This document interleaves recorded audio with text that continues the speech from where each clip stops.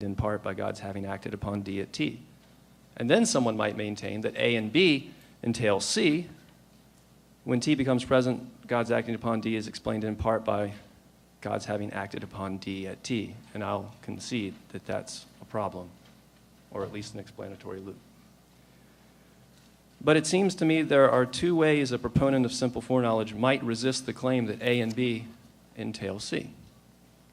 First, he can say that explained in part by, it doesn't express the same explanatory relation in A and B.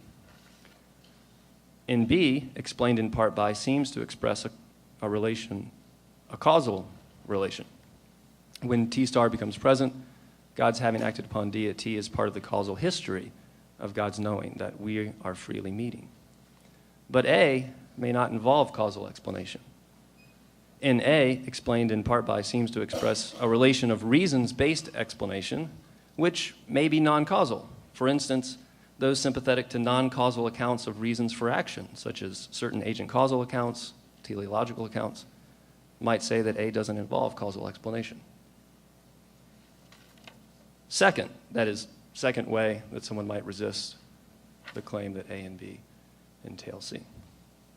Even if there is a univocal sense of explained in part by, according to which A and B are true, C still may not follow. Here's why. If A is true, then the items, this is on your handout as well. If A is true, then the items of explanatory dependence are God's acting upon D and God's knowing that we'll freely meet at T star, and the former is explained by the latter when T becomes present. If B is true, then the items of explanatory dependence are God's knowing that we're freely meeting, and God's having acted upon D at T, and the former is explained by the latter when T star becomes present. But God's knowing that we will freely meet at T star is distinct from God's knowing that we're freely meeting. So C doesn't follow from A and B. Now, this second reason presupposes presentism, or at the very least that the truth values of some propositions change over time. For instance, the argument assumes that the proposition that we're freely meeting hasn't always been true. That proposition before T star became present was false, and so it hasn't always been true that God knows that we're freely meeting. But in the present context, I think this assumption is fine, because Dean assumes presentism, but more importantly, so does Al, right? And if we've established anything, we've established this norm. If Al accepts P, it's perfectly appropriate to assume that P, right? So much for the second way to resist the claim that A and B entail C. I don't want to claim that that's the only way to draw out an explanatory circle, but it looks to me at least that's one initially plausible way to try to do so, and I can't immediately see that it works. But maybe there's another circle, or maybe there's something else that's objectionable about the little story that I had the proponent of simple foreknowledge telling. So much for my first defense. Here's the second defense that a proponent of simple foreknowledge might make. Let's suppose Dean's argument is cogent. How bad would that be for simple foreknowledge? Perhaps not so bad.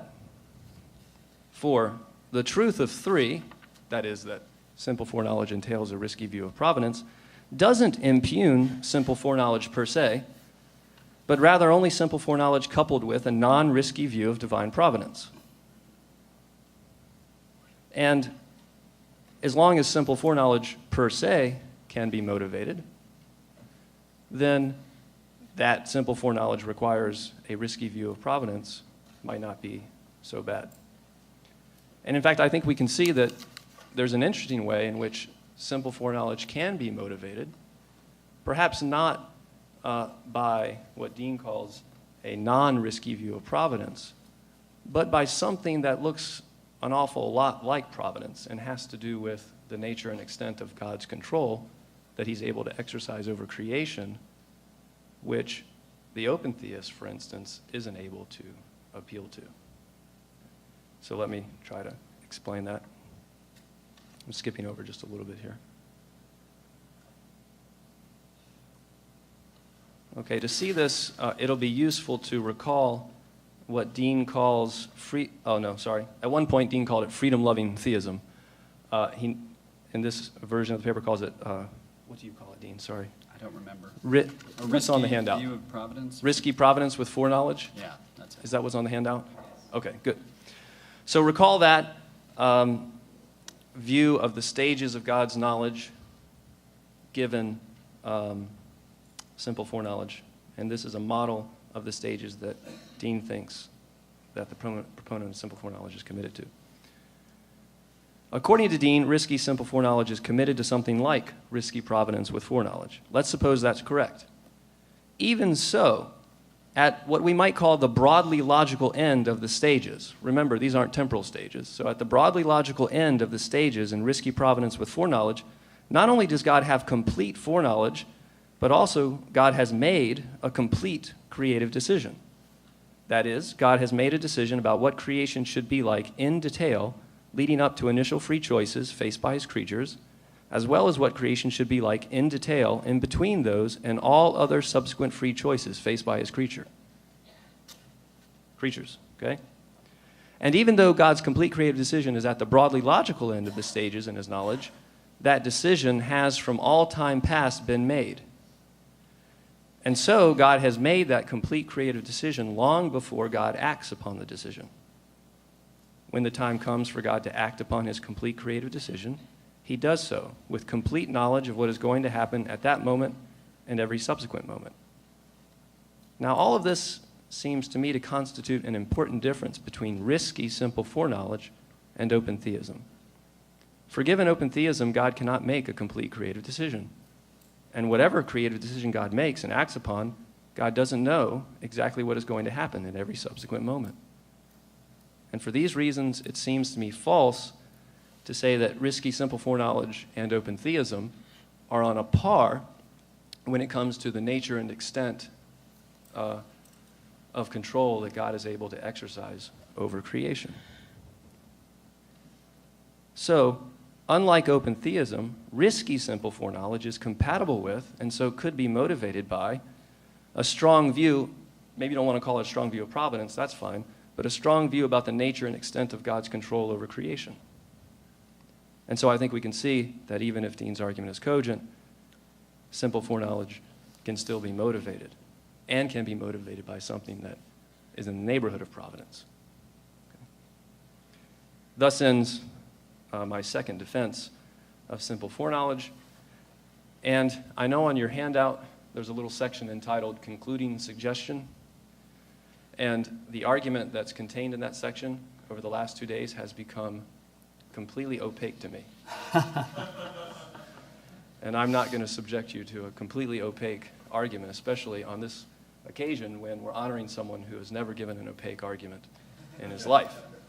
However, the really cool thing about that argument was that it appealed to something that was transparently clear, which is what I call Al's lesson.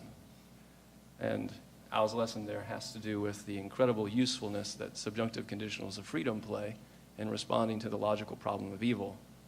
And so, instead of giving you a completely opaque argument, I'll just conclude by thanking Al for that lesson. It played an important role in my coming to study philosophy, and I'll also thank Al for all the other philosophical lessons that he taught me, and also for the model that he provides for all of us for how to think carefully and clearly about interesting things, and to do so from the perspective of our faith. So thanks a lot, Al.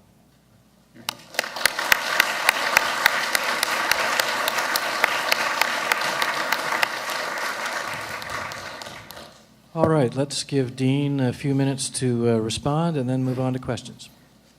I think I won't say very much. I mean, if D includes, that this creative act includes Eve being offered an apple and allowed to choose freely, and part of the reason why God does this rather than not creating anything at all is because God knows that Eve sins. That's a circle. So if I'm understanding correctly what D is, I just don't see how the choice whether to